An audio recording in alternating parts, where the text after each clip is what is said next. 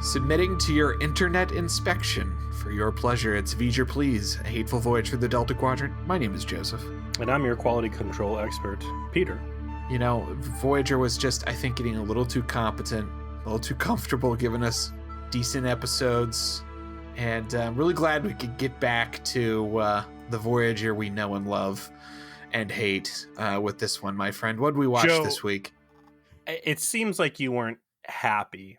I know we had to go a whole episode without having some sort of space Nazis, but don't worry. We're back in the saddle with season 5, episode 10, Counterpoint. Good Lord. The Delta Quadrant has a real space fascism problem. Just going to put it out there. Doesn't it, though? That's the Wild West of the Delta Quadrant. You are either complete, total space trash, like Kazan, living in your mom's Winnebago, parked down by the river, or you're some sort of standing collar space Nazi. There is a real surplus of them. This episode opens in the middle of the action. We get a lot of the background of what the conflict is through dialogue as the episode goes on. I know the intention was to give Janeway this opportunity to show how clever she is, but nothing about this worked. We're watching this, and I think we were 15 minutes into it, and I was watching it with Stevie, and she just called the whole thing from that point forward. He's gonna betray you. He's totally a double cross. Don't believe him. It's like it was some fucking Days of Our Lives shit. That's what it felt like. That was the depth of the plotting of this episode. So you didn't care for it? No, I didn't. I enjoyed certain parts for the memeability of it, and the dumb mistakes they made with their own continuity. The way that the villain / guest star had the greatest Jay Leno chin that we have yet seen on Trek. But yeah, I did not enjoy this. How about you? Let me offer a counterpoint. I actually like this episode. What?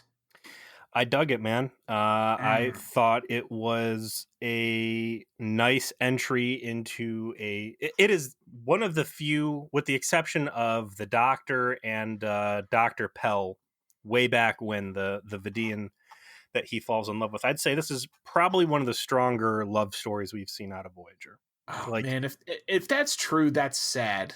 I don't know how else to put it. That love story between the EMH and Dr. Pell was so heartfelt, I think, because Picardo, the whole relationship they were able to build up in just 45 minutes was just perfect and so well played on his part. He's this weird AI that's has this emerging sentience, and he has feelings, and he's trying to figure out a way to express them. If this is second best, I don't know if you're wrong, but that's sad. And that's, let me be clear. This doesn't hold a candle to the Dr. Pell love. What was that? Hollow Pursuits? Was that the episode? I don't remember the title of it. I'll have to look back. Go back. How long we've been doing this, man? It's it's been a couple of years, probably, since we reviewed it, because that was years. That's crazy. Early on. Yeah. This doesn't hold a candle to it, but I think it was a decent romantic element. I'm not saying this is one of the best. I mean, season 5 has had some very strong entries, but this was not, for me, a bad episode. I would say that I feel comfortable calling this thing B- to B, with what I would call some good twists and turns, because I think Voyager writing room has been so basic for so long that you really come to expect a lot of times, what's the most boring thing or most predictable thing that could happen. But also, as of recent, there have been some genuine, I did not see that coming at all moments, like Hope and Fear, which is probably the ultimate expression of that. But there's been a couple other. So I think they really set the table well for not being able to predict how exactly. Obviously, I knew that the guest star was not going to continue further into the series. So it was a question of, by the end, is he going to be an asshole who betrays her, or is he going to go down swinging as her lost love who sacrificed his life so she could get away?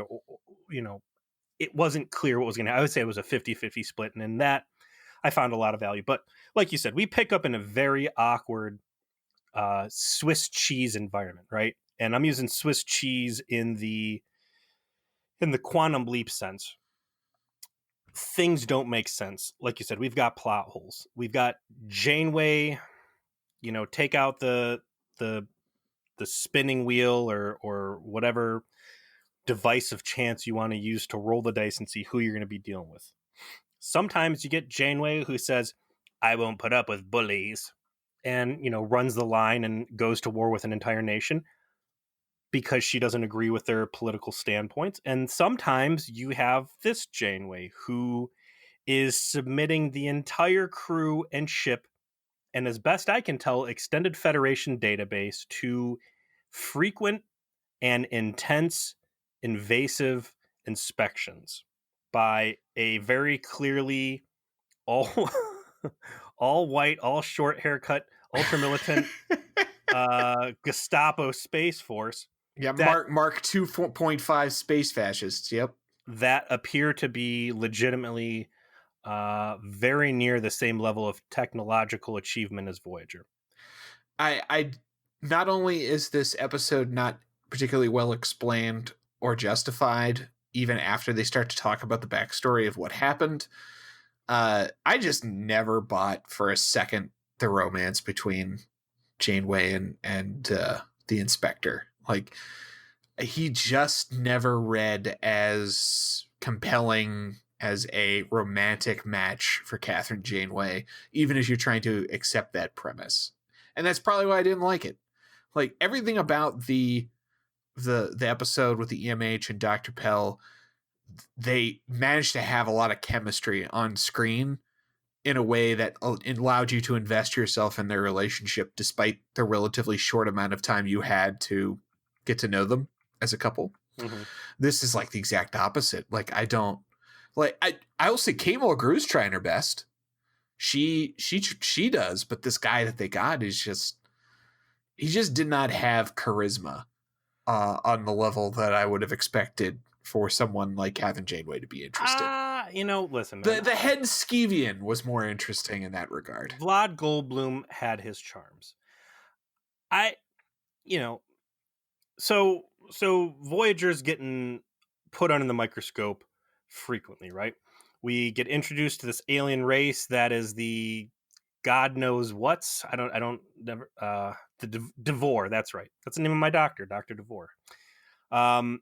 And these guys are going over Voyager with a fine-tooth comb. I think the writer's room sets up the situation in a good way, in that we understand that Devore space is vast and that there is an illusion that going around it would not have been realistic. And this is a situation we've encountered many times before in Voyager's history, and each time Janeway is of a different opinion. Sometimes she says, fuck it, we'll go all the way around and make a big, huge detour. And other times she says, fuck it, we're going to run the border and go start an incident. And then sometimes with the Devore and with the Cleveland Bromar from back in The Raven, right? She is willing to negotiate with dickhead aliens and say, I'll play by your rules. If you let us cross your borders, I'll submit to inspections or, checkpoints or whatever. And we'll get through your space on your terms. And that's one of these situations.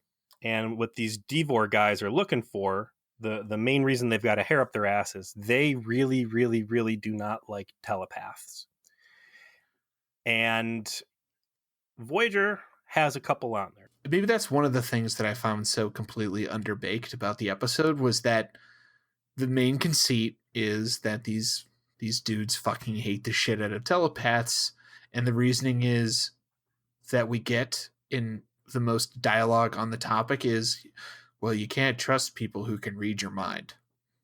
Not they instigated some sort of giant war, or they created oppressive secret police that we eventually overthrew, or some kind of fucking reason. No.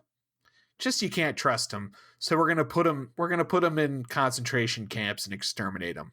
Like, what a fucking just lazy cartoon bad guy bullshit. And it just immediately de-invests me from the whole proceeding. I think there's enough reasons to have for a fascist, shitty government to fear people who can read mind and pry secrets. We'll find out later on that these Devor soldiers undergo years of rigorous training to shield them against telepathic probing.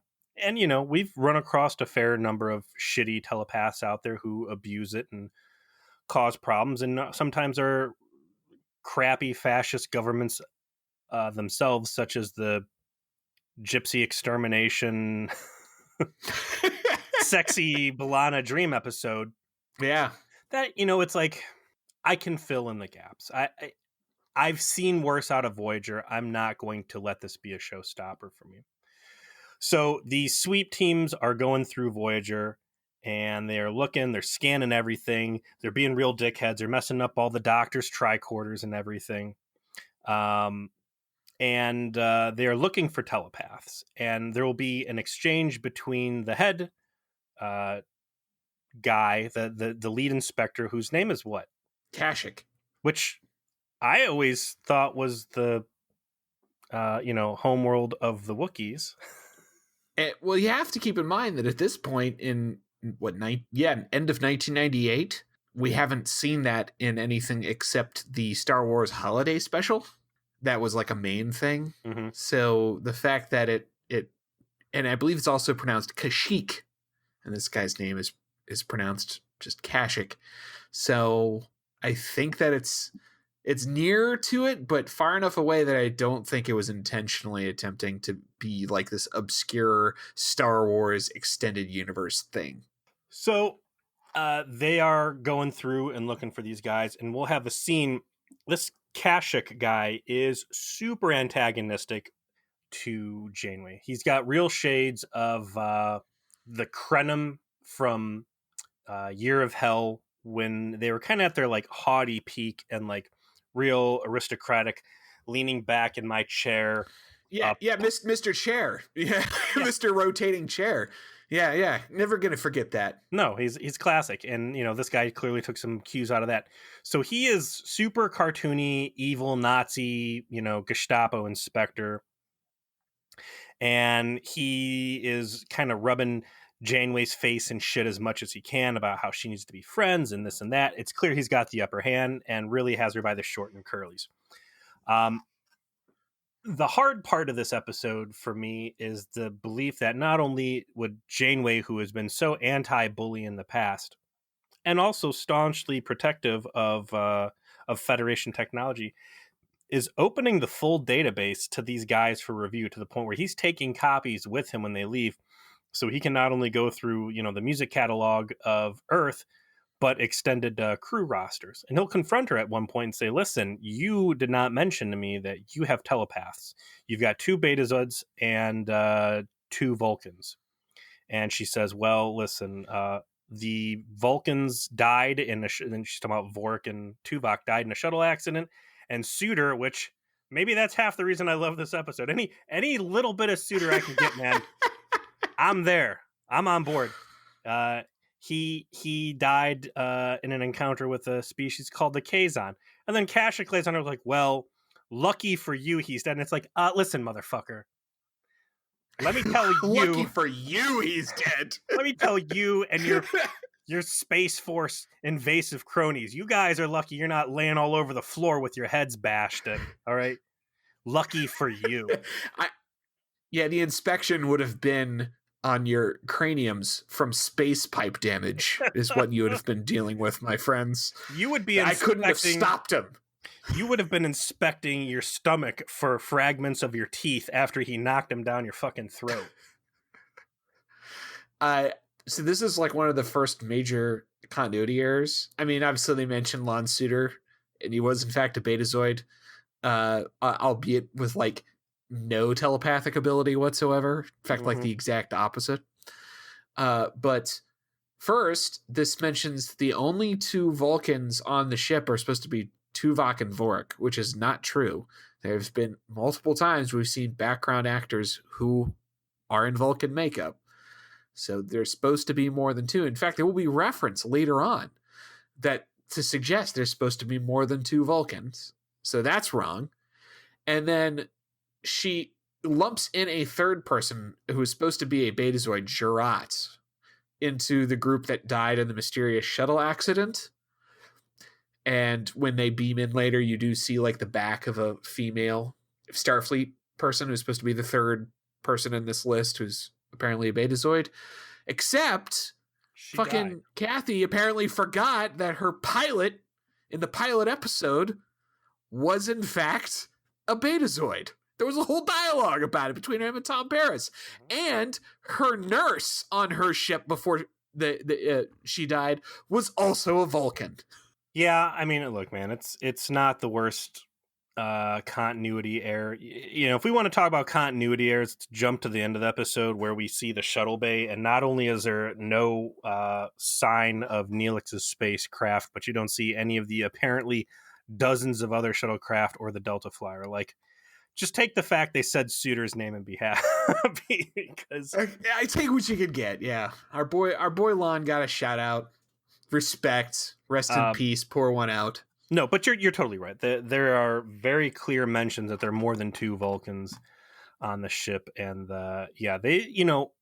they have plugged a lot of the holes that TNG had to deal with, and one of them is the plot breaking full telepath Betazoids. So, you know, that all should have been tidied up. That was a silly omission to have one of those laying around. But he says, listen, you know, if we found out that you were smuggling these, it would be an issue.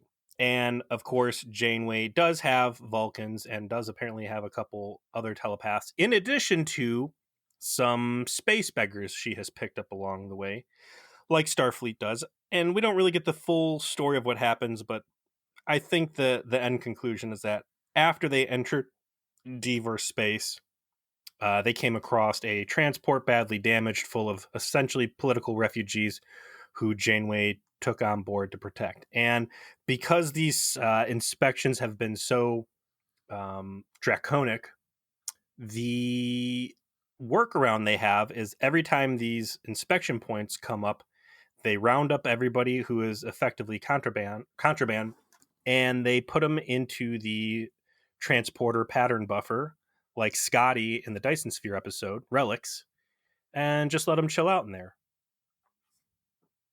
So you mentioned that this has precedent in Trek lore to be able to do this, and I do appreciate that they drew on that idea to create this workaround. It seems to be something that fits into the Trek lore around technology and how it works in a way that sometimes some of the ideas they have don't. So I respect that. And I also respect that they create a conundrum around their use of it, of course, by saying, yeah, so this is some fucking untested shit, having to repeatedly put people in this kind of weird pseudo soulless suspension, and it's starting to make them like rot into not people. So we can't Cellular do this decay. anymore. Yeah. And again, that's solid. And the transporter is such a wild piece of technology that, you know, its root is just a simple, cost-effective way to get Star Trek out of having to deal with like shuttlecraft planet reentries. It's just the cheap way to get people down on the ground. And a lot of times we say there's way more applications, you could do way more cool stuff. And this is a nice example of it with, again, good writing, and that this is not going to be a long-term solution for the problem that we're having. And one of the refugees will comment in sickbay and say, boy, I can't help but feel like I've left part of me behind in that transporter. And it's like, well, yeah, dude, you did. It's called your soul. It's gone now. You can't have it back unless Q puts it back for you. Yeah, you're dead. You know? You're just a copy of a copy of a copy. Sorry, man. Welcome to the club. We call it Starfleet, and it's been a while since we've had any sort of focus given to what happens when you transport. But I would say at this point, Vorik and Tuvok are pretty squarely back in the no soul categories. they gotta look out, man. They could wind up as one Vulcan, kind of like Tuvix, except just a giant, insufferable, rapey asshole. Speaking of rapey assholes, maybe let me continue to stunt on the side of Counterpoint. Maybe all of these other Vulcans that you are trying to mention that should have been part of this, maybe Janeway put 2 and 2 together and said, you know what, having a bunch of these Pon Farr motherfuckers on board is a problem. Maybe she just offloaded them at the last starbase and said, you know what, you guys go terrorize the necrotic expanse and Yeah. we don't need you after all. Deleted scene from Fair Trade. So maybe they all stayed behind on Species 8472's big holographic Starfleet command simulator because they said, you know what, Pon Farr night at the Vulcan nightclub sounds pretty swell. We're gonna stay here. Goodbye, Kathy. God. I still can't, that is just the most violent and dangerous place you could possibly go on Earth. That's the new genre that the next Star Trek franchise can explore. Erotic thriller. Yeah. Ooh, yes. No. Not in Kurtzman's hands. Anyway, so we get a minimal amount of the rest of the crew through this episode, to be honest. Everyone basically has a scene or in some cases, just a few lines of dialogue. Like 7 of 9 barely factors in. Neelix has a scene where he's basically babysitting the telepath children, and they're kind of asshole little telepaths. I like that scene with Neelix because it's like, well, hey kids, I want to comfort you and make you feel, welcome around here. And I'm going to tell you a fun story about Flotter, but you have to get the crappy Neelix Talaxian version because you guys aren't good enough to get into the holodeck and actually get the special effects version. This guy wrote the Flotter episode. The guy who wrote this one, Michael Taylor. So that reference was not accidental. Stop trying to make Flotter happen, right? Nobody wants these plushies. Just let it go. Just let it. I wanted to say that too. Back in the Dr. Mengele, the other space Nazi episode, 2 weeks ago. That one. We were joking about all the different things that the doctor could have made the subject material expert be, like his Viking girlfriend from Beowulf.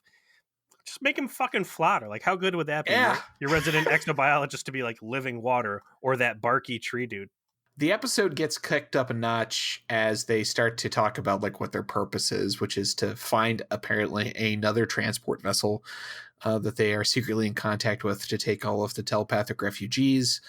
That ship's location keeps shifting. They think they finally know where it is. It's in a nebula.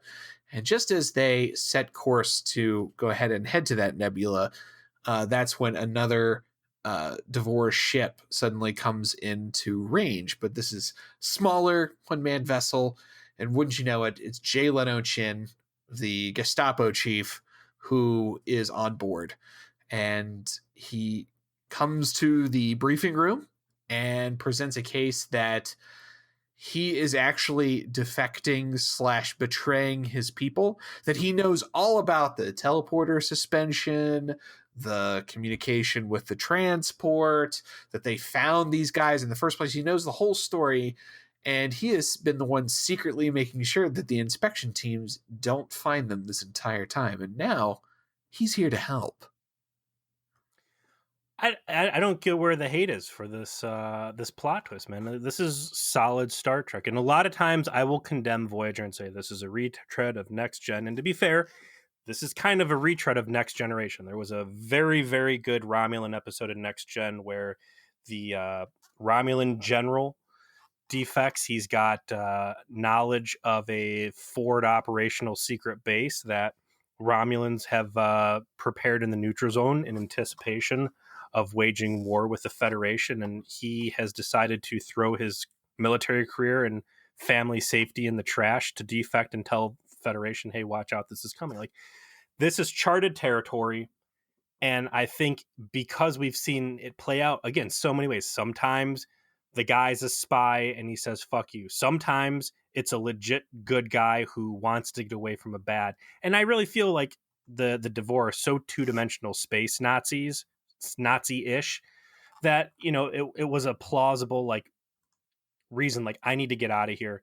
He'll lay a sob story on Janeway later on about finding some kids stowed away in a compression gas chamber or something and pulling one of them out, and she thanked him, and he ended up sending her off to her death and the toll it took. And the stories all added up. I felt like it was solid plot. I can't possibly disagree more with you. The key premise of his whole story is the reason. The real reason he's doing this is because he wants Voyager to find this wormhole, right? Mm-hmm. Like that's the actual story. It's like the whole reason they didn't just bust him immediately and take all the telepaths was, for some reason, Jay Leno Chin thinks that Voyager has got the gumption to find this fucking stupid ass wormhole, right? That somehow they can't find, which actually turns out to be incredibly easy to find. It requires apparently one night in the mess hall drinking coffee and having a Jean-Luc moment. And that's really all it fucking took, after talking to, admittedly, probably the coolest alien we've seen in quite some time. If the guy not ever.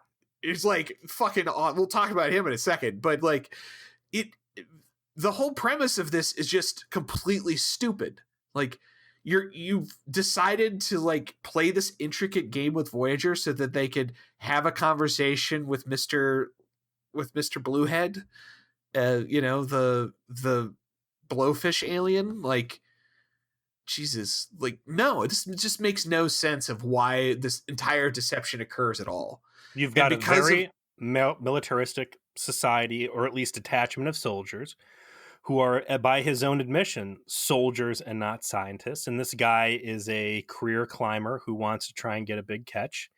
And his big catch is going to come in the form of this prophesized, this rumored wormhole. And he knows that they can't find it on their own. And here comes a bunch of goody two-shoe space scientists. Why not use them as the brain muscle to get to the answer you can't get yourself? Because the answer isn't particularly hard to find. That's my thing. Like, it isn't that they had some kind of special technology or special ability or it took everybody. It was interrogate a guy, get the basic information, spend a night thinking about it, figure it out. Nothing about that seemed that it justified the level of deception that occurred. And I mean, this guy's bored. They're out in the middle of nowhere. And they're obviously very full of themselves, and they think that they would be the ones that get double bamboozled. I can buy it. There's enough breadcrumbs down. I can follow the trail. I've seen much worse, and it, I've seen much worse. I mean, you keep granted, trying. You got it. You keep trying to call him Jay Leno Chin. I mean, you want to talk about Jay Leno Chin? That's held by Dash. There's nothing. There's no poop you can throw at this episode that there's not a bigger target in Star Trek. I mean, you're 100% correct. Yeah, Peter, that is truth made from real fact, from the fact minds of Factonia. There is clearly worse episodes of Star Trek. There is clearly worse episodes of Star Trek Voyager. There has been, even so far, clearly worse episodes of Star Trek Voyager in season 5. But Peter, I am not so captured by what we're watching that it punches me in the gut, and then I'm like just so happy it didn't stab me in the face. It was still bad. I'm going to say in my notes, when he came on board, I say, and I quote, baller pot twist. So fuck you. So he comes on board, right? And he says, listen, everything before was an act. I was being rough on you guys because I had to put up a good show. I need to get the fuck out of here. I got a lot of guilt. I want to defect. I can tell Voyager is a pretty cool place. And, you're my ticket out of this bad place. And also, I'm going to give you advance warning that you're going into a trap. What you think is in that nebula, that's not that cargo ship. We already took that over, and we're using that as a honeypot to catch people. And everybody's like, oh, shit. Maybe he's telling the truth. So, it's that classic, like, I've got enough information to make me useful, keep me around, whatever. Janeway is uncharacteristically suspicious and mean and a bitch, which, is ultimately all justified. But still, she is offered asylum to way worse people with way less benefit to them. And as they start talking to the whatever the refugee species is, they say, all right, well, there's plan B, which is this wormhole. And like you said, we don't know where this thing's at, but there's a scientist out there, and we think that he might. So Voyager hunts down this guy's shuttlecraft in the classic Voyager move of, we come in peace while we abduct you and drag you into this fucking this illegal bullshit. We come in peace as we work you over with hammer fist after hammer fist. This scheme. He's like, he calls him out on it too. He's like, I don't want any part of this. They're like, but we mean you no harm. He's like, well, why are you chasing me? And it's like, yes, exactly. Why is Voyager flying as many fights? I want to jump back to 30 Days, right? That was the Tom Paris in jail episode. Yeah. I've really been holding Voyager to this thing of like, they never run away from a fight. They always stand their ground, and they needlessly create these antagonistic situations, like in whatever this Tron Turds episode, where like you could have just flown away. You don't have to stay and fight. People don't have to die. That moment with Tom hitting his head on the bulkhead and passing out, like that's probably the only time I think we've seen any evidence that like Voyager ever does try to run away from a fight. And that was like some random ambush from like 5 alien ships they didn't identify. But I will say, though, bringing Torat, who's the name of the scientist, into the episode is the best part, because this is just the coolest looking fucking guy. They went all out on this guy's makeup. They had prosthetic. They end up doing this weird thing with his nose that he like huffs, and he's like his nose pops out, and it looked like it might have been a CG effect, but they put so much fucking effort into this guy's makeup. It's nuts. It is. He's got these cool like contacts that make it look like he's got 2 irises. He's got full articulation, so it looks good when he's talking. I love his attitude. I mean, and this is the cool part of the Delta Quadrant for me, right? Just really neat one-off species. We don't need a million of these guys, and you know, you get enough to say, all right, this guy is there's something really strange and weird and a different culture and cool. Give me more stuff like that. I do like the interrogation on him, and I like the dynamic that Kashyyyk brings in. There's a lot about Kashyyyk that, to me, embodied the potential of what we could have gotten with Seska. I know he's not going to stay on the crew, but in my mind, I'm thinking like this guy would be a really cool addition. You've got someone who has, you know, you don't really see the Maquis doing the Maquis thing often anymore. And 7 of 9 is like the new outsider of like, oh, here's the alien Borg way. And everybody Starfleet's like, oh my God, clutching their pearls. Like, oh, can you believe she did that? Oh, my stars and garters, my precious sensibilities. Right. So now you've got this draconian, terrible inspector fascist who's got some pretty solid, interrogation skills, right? And it's a nice foil to Janeway. And again, I'm seeing real shades of what Seska could have been had they not made her into the arch villain for that season, and had she stuck around and had like that. And as you pointed out, and I think it's why they didn't, it would have been too many shades of Garrick for Voyager and too much similarity to Deep Space Nine. But you see them start playing well together in that scene specifically, because he comes in with his hard like challenge to the space professor. The frog professor's like, yeah, I bet you're not smart enough to know where it is anyways. And it seemed kind of juvenile, but the other species is very proud, and this guy gets real froggy, like, well, how dare you? You don't know. And then Janeway starts playing along with it, and there's some smirking, and I think there's decent screen chemistry there that I buy this as a solid beginning for what will eventually become, you know, a full kiss love plot later on.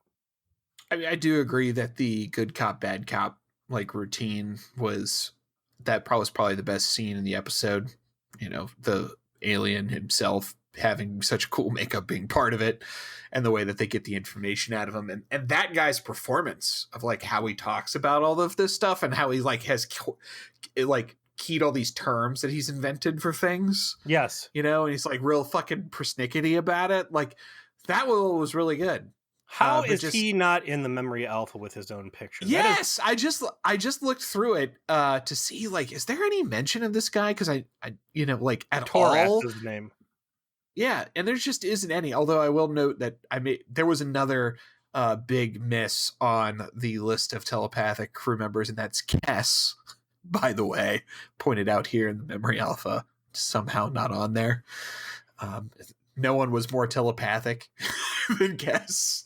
So Well, they were missed that looking for one. telepaths, not Super Saiyan Jedi, so I can buy that they.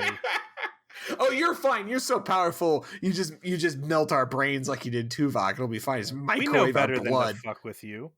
Now I will say that the next scene starts off silly because you've got Kashyyyk and you've got Janeway burning the midnight oil, trying to figure out. Cool frog professor's like, listen, I can't tell you where it's going to be, but I can give you enough data that I have that you might be able to predict where the next occurrence is. There's some sort of a pattern. Maybe you guys can figure it out. Please give me the space juice that's going to really revolutionize my propulsion system. And off they go. But we get Kashyyyk, we get the captain who have ran everybody else out of the mess hall. You could tell Janeway's been working real hard because she's ditched half her uniform. She's just in the stupid blue turtleneck. Kashyyy's in some very high waist slacks from the 20s that I thought were funny. And it's silly. Why are the two people who are trying to crack the code for this super duper important task a soldier and the captain? Why isn't it Harry and 7 of 9? I think the scene that's missing here is there being other people who say it's too late. We got to go. We'll pick this back up. And these are the last two people that are willing to work on it late at night.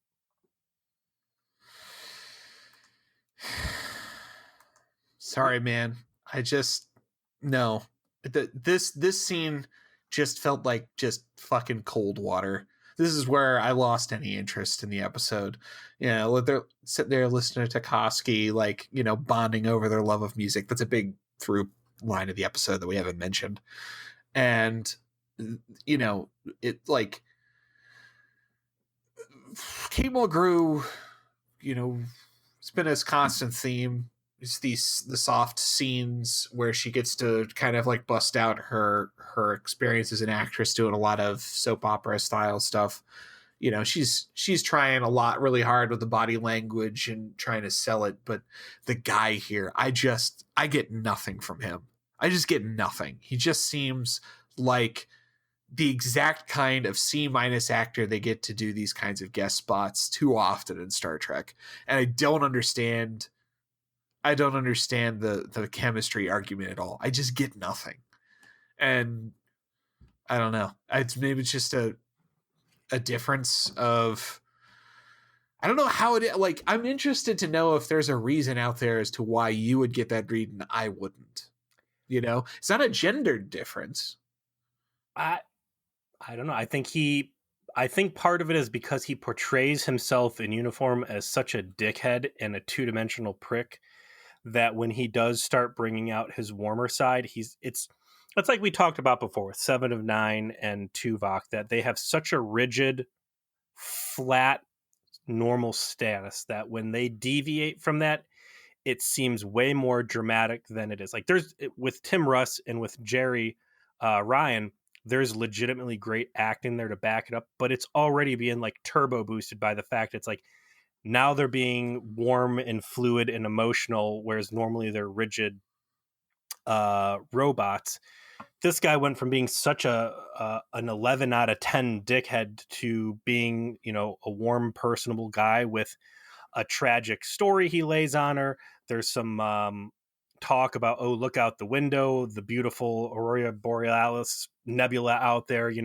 This is the last time I'll see it. Like, even if he's not the best actor, I think the script work was solid, and there's enough stuff to think about that it comes out as a full picture as a result. I will agree that I think this episode fails because of the casting of the male counterpart to Janeway, and that a more charismatic actor with more depth that could have delivered this dialogue in a way like, if this was, let's exist in a world where this is played by the same guy who played Space Boddicker, okay, with his acting range, right, his ability to find depth, right, I would totally buy that guy going from evil space Nazi, right, and then him shifting into warmer and warmer, like that kind of actor, I think, could have really sold it in a way that got you in. This guy, I just don't get it. I just don't get fucking anything from it. It just makes me not give a shit. I feel bad then that one guy's performance was able to really drag the episode down as hard as it did. And I'll agree. I mean, there's people out there that definitely could have done it better, but I didn't find the performance really offensive. Maybe the line that you're saying. Kurtwood Smith. Yeah. Fuck, I couldn't remember his name for like 5 minutes. Let me also say that I don't know what happened, but YouTube has in its algorithm decided that I need to see every clip from every RoboCop movie and behind the scenes interview with Phil Tippett and Red Letter Media and everything else. And I love it. I've watched so much fucking shit about RoboCop lately that it's so good. There's a really good, if you're out there looking for stuff on YouTube, there's a really good interview with Peter Weller that Ain't It Cool News did. You can see he's in a movie theater talking and addressing some fans, and there's a really good presentation he does about how the suit didn't work and they almost shit canned the whole movie until they figured out the right way to like remap his movement. Cool stuff in the background, whatever. So there's also another point in this mess hall scene that I really liked where he lays on Janeway, maybe you shouldn't be in such a rush to get home. It seems you're kind of a fugitive as well. And he says, I've read your database. I know about your prime directive, and I know that you've broken the shit out of this thing. He doesn't call her to the full extent. He says, getting involved in this telepath thing is a big no-no. And it's like, oh, buddy, if only you knew the half of it. Yeah, I appreciated the call out. I appreciate like the idea that, Janeway is starting to recognize that she's breaking the prime directive, because obviously she does it all the time, and we, the viewer, have clearly seen that. I would have appreciated more of I would have appreciated this moment like 2 seasons earlier. Like how many times what was the last episode where I'm not even going to count 30 days in the count, because that was not just a violation of the prime directive, but just like some real shitbag thing that Tom wanted to do for the wrong reasons.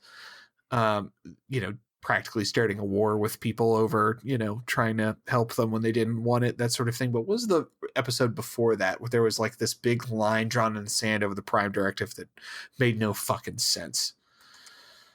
From this season? Was it this? I'm looking back now at the episodes. Extreme Risk, no. Drone, no. Night, no. In the Flesh, no.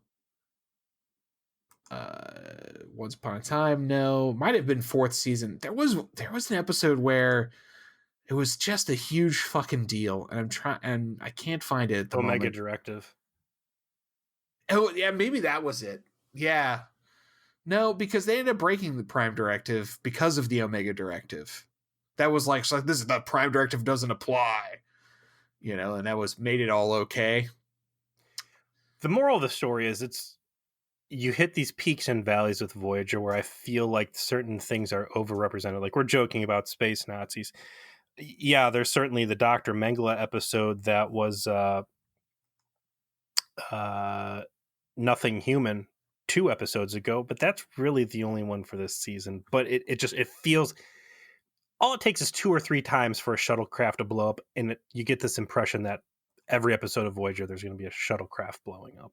Speaking of shuttlecraft, the Jay Leno Chin decides he is oh no, I'm sorry, that doesn't happen yet. So they continue on the way to where they think that they have found this wormhole and where it's going to open because of their aha moment while in the mess hall. And they have to get by a communications array that sends out like a pulse every 30 seconds. And they come up with the idea if they can just lower their power low enough, they can kind of like float by it and escape detection. And they attempt to initiate this process, but unfortunately for Voyager, there is a spike in their warp drive that's going to make them show up on sensors no matter what. And B'Elanna, despite her best efforts, is unable to rectify the situation before things get out of hand, and they are detected. And this allows the space Nazis to start to catch up with them, and that they're going to actually wind up right on top of them just as they arrive at the wormhole in question. So I thought it was cool that they had a really good plan and it didn't work. It's rare to see a minor hiccup like this where there's something that seems pretty low on the need for technical wizardry and miracle working that flubs. And I appreciated that was what happened here, and that sets in the chain of events of okay, now we're on the Devore's radar. How are we going to get through this? Because even though Kashyyyk has given us weapon schematics and tactics and all this other stuff, like we don't know how we're going to do it. And Janeway's like, well, we'll fight him. And Devore's like, listen, man, you guys might be able to take one of these warships one-on-one, but you can't do a 2v1. And again, I didn't know how the episode was ultimately going to play out. Is he a double agent? Is he being genuine? I know that he will not be there tomorrow for the next episode. So is he, he starts saying, I got to go back to my people. I can take over the inspection. It's going to look fishy, but I can buy you the time to get out of here. And I'm like, okay, I think we're going to have a real tragic situation where this is very clearly being groomed to be Janeway's love interest, and that this is going to be, her Branagh prescribed miserable experience of having to watch the one person that she's finally opened up to romantically in the Delta Quadrant be left behind and or exposed for being a defector and executed. So I'm like, all right. They decide that he needs to fly off and go rejoin up with the Devor fleet, and we get the scene down in the shuttle bay. It's also our first real look at what the inside of the Voyager shuttle bay looks like. That ultimately ends up in him turning back at the last moment to passionately kiss her. And Joe, I'm ashamed to tell you, this is the only fucking Star Trek kiss I've ever seen I've actually physically rooted for. Like that's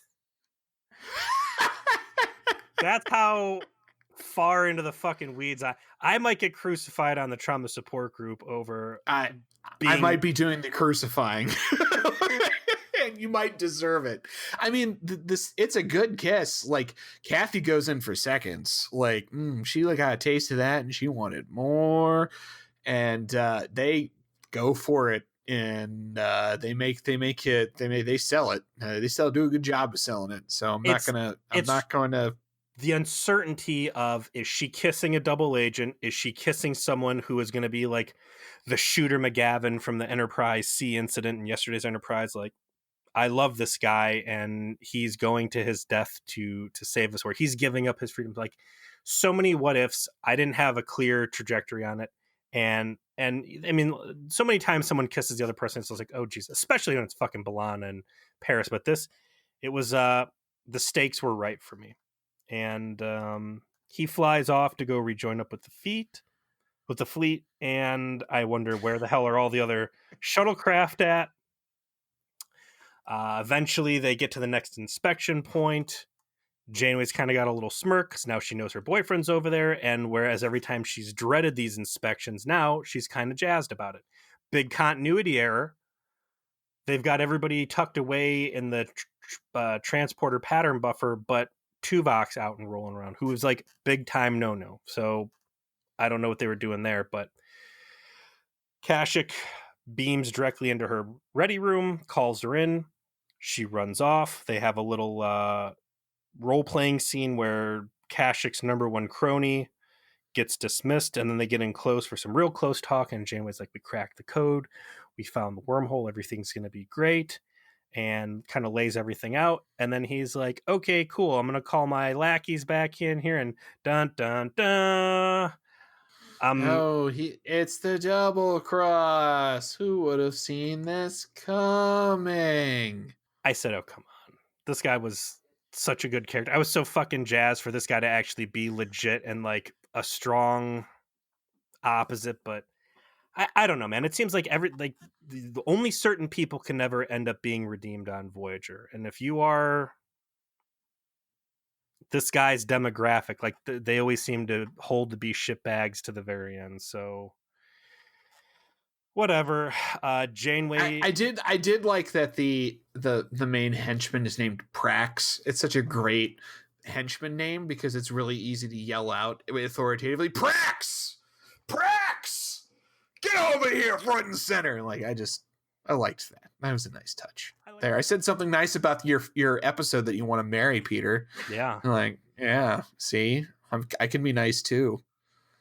Kate Mulgrew does a great job of being emotionally gutted by the revelation that this guy is actually a shitbag double agent Nazi fuck. She, I think, portrays well being emotionally wounded while still keeping a game face on as a captain and knowing that ultimately they're all fucked now because they have been boarded. All of her people are at gunpoint. And this dude's like, all right, well, here's the deal. We're going to fish everybody out of the transporter buffer. And then we're going to find this underground railroad wormhole that you guys have been using. And we're going to blow it up. And everybody's going to be fucked. And it's all your fault, Catherine Janeway, because you just, you and your stupid emotions have condemned everybody. But unfortunately for Kashyyyk, he has never watched The Thaw, and he doesn't know that in the end, Janeway is smarter and better than every evil man out there, and that you don't double-cross her. She double-crosses you. And all those refugees that you thought were in the pattern enhancer are really just a bunch of bananas and tomatoes, and that the wormhole you thought she was leading you to was just like some leftover fireworks or something. And that in fact all the hostages or the refugees had flown off on 2 shuttlecraft, which, let's be clear, that's another 2 shuttlecraft Voyager just losing here, folks. Yeah, just sends them off. Like, whatever. We can apparently assemble brand new cutting edge shuttlecraft with spare parts when we want to. So not even that. Have some Type 2s. Go at them, boys. They're giving away shuttlecraft. They're losing. You would think shuttlecraft just show up in the mail in the mid-90s like AOL CDs, right? That's how plentiful shuttlecraft are to Voyager. And that they did not realize that these shuttlecraft have flown away because Kashyyyk had given information on the Devore sensors and shielding and all that other stuff. And he basically handed her the keys of the castle to pull the wool over his head. And then the worst part of the episode. All right.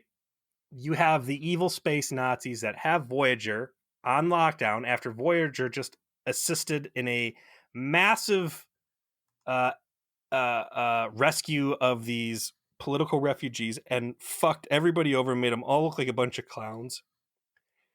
And this dude, this evil, terrible man tells everybody... This guy who's so evil and so terrible that he set up this whole deception, not because he wanted to save anyone's life, but he just wanted to, like, a little cherry on top of his bust, right? He wanted to get that extra pound of coke along with all the automatic firearms he's about to confiscate. Yeah, he wanted to get the little sub quest +1 for the extra XP. You want to get the optional trigger checked for that little extra XP boost. This guy who sends kids to their death and then, jokes about it lightheartedly has a sudden change of heart. And he says, okay, well, everybody, we're just going to let Voyager go. All right. Well, they beat us, guys. They beat us fair and square. All right, all the space Nazi Devore, I want you guys all in a line on the left. And all Starfleet, you get on the line on the right. And everybody just walk by like Little League and slap each other's hands and say, good game, good game, good game, good game. And get out of here. And we're just going to let these guys go scot-free. And Prax is like, dude, what the fuck? And he's like, oh gosh, do you know how bad it's going to look if we, if word ever got out that we let like 6 refugees escape? So we're just going to let this crew of 250, well, it's right? 150 people. Yeah. 150 people. And this with telepaths on board, like confirmed. With telepaths on board and all this sweet ass Alpha Quadrant tech and everything. So we're going to let them fly away scot fucking free. And, Kathy, You got me good. I don't know, what little quippy, whatever. Oh, by the way, the offer you made for me to run away really was tempting. You almost got me. And she's like, well, I wish you had taken me up and not been a fucking shitbag. And he's like, okay, cool. Peace out. The bridge is yours. See you later. On one hand, I can say, all right, this guy, maybe he really was in love with her. Maybe there's real feelings. Maybe somewhere in there was an okay guy, and this is that person, one last hurrah. But at the end, you've got two warships full of dudes that just saw you hand away this fucking awesome bus. Like, man, what a fucking stupid ending. They clearly couldn't figure out a way to end it that made sense, and that's the best they could come up with. And it just is stupid and lazy and just way too much of this guy being just the nicest dude out of fucking nowhere. Such a good sport. Such a good sport. Like, oh, you got me, Kathy. Well, good game. Like you said, like little fucking little leaguers. Like, yeah, like, oh yeah, we have to end this episode and Voyager can't be the prisoners of a bunch of space Nazis. So how does it end? Oh, they just fucking leave. Because, it would be embarrassing to talk about. Like, yeah, it's dumb. But unlike you, I think the rest of the episode is dumb, so I'm not as upset about it. Like, if you're already waddling in garbage, suddenly a truck coming in and pouring a whole bunch of banana peels and used pineapple on you isn't any more disgusting than what you've already been wading through. Why couldn't they have just let him be a good guy at the end, and, he sacrifices himself somehow so Voyager can escape, and then Catherine's like, oh God, the guy I love is back there, and I've got emotional baggage, and blah, blah, blah. Like, it would have been a reasonable ending. Instead, it's, I'm evil, but I'm a great sport. The Devore are terrible space Nazis, but we've always been known for our good sportsmanship, so see you later. Like, okay, whatever. Or they could have used the information that Jay Leno Chin brought over, and at the end is like, oh, and the final part of my I fucked you was that I put a fucking bomb on your shuttle that's going to blow your ships up if you don't let us go. Like, there you go, done. Like, so you guys can get the fuck off my ship and fuck off forever, or I'm just going to hit the detonator. Strong power play by Janeway, who, let's take a real look at what happened here. Like, there is no way to know that this guy is the Delta Quadrant's best sport, right? Janeway has essentially just fucked the entire crew. They have willfully submitted to this inspection.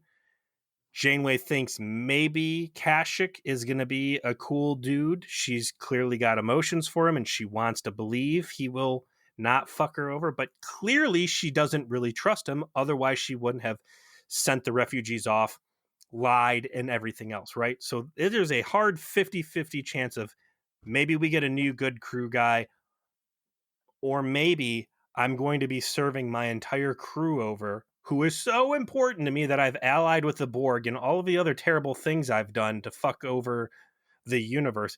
I'm going to have everybody submit at gunpoint to a bunch of space Nazis. Like, she had no plan B here, man. Like, this is one of the worst endings I think we've seen on an episode in a long, long time. And this is some really, really terrible Janeway writing at the tail end on this thing.